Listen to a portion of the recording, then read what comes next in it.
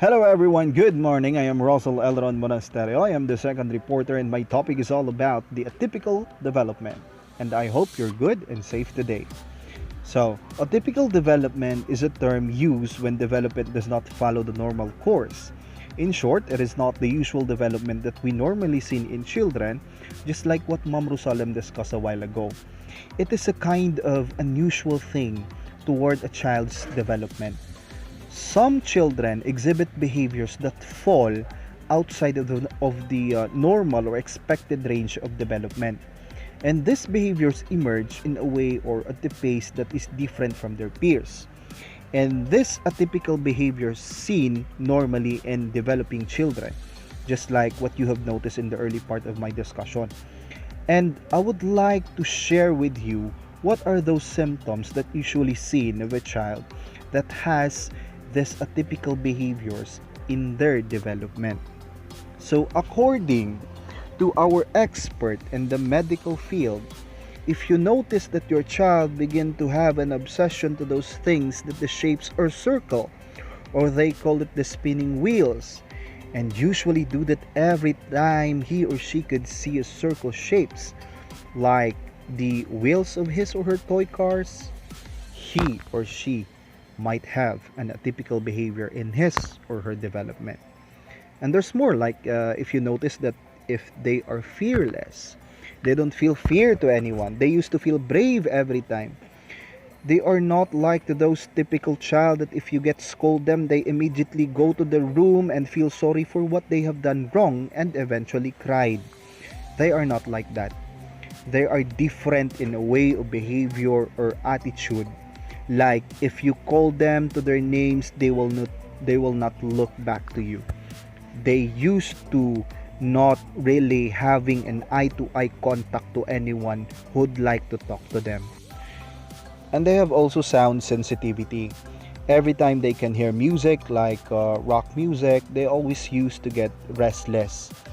And they are also have difficulty in holding things like spoons, fork, and every time they used to hold like spoons, they uses only their two fingers because they don't know how to hold it properly.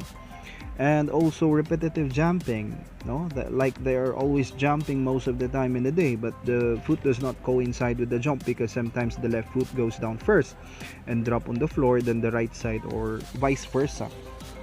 And also too much water intake, seems like they are always feel thirsty and greedy of water.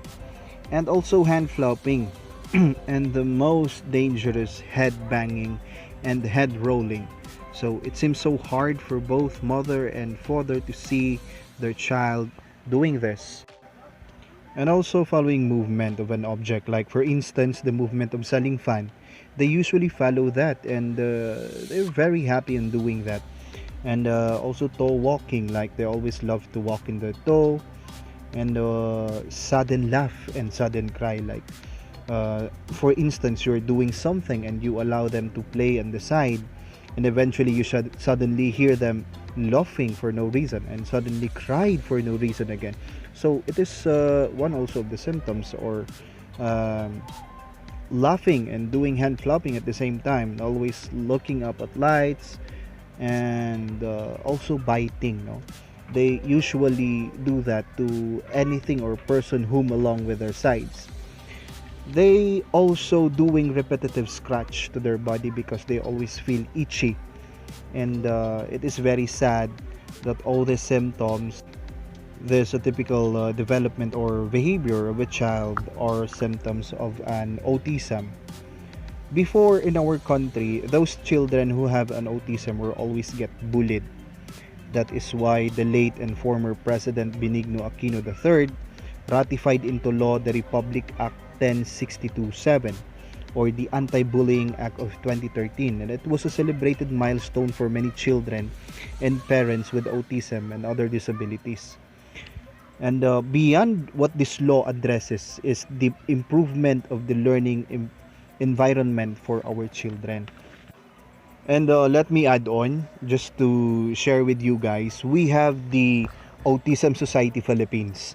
The Autism Society Philippines are promoting and inspiring awareness acceptance, accommodation, and appreciation of autism in all sectors of society.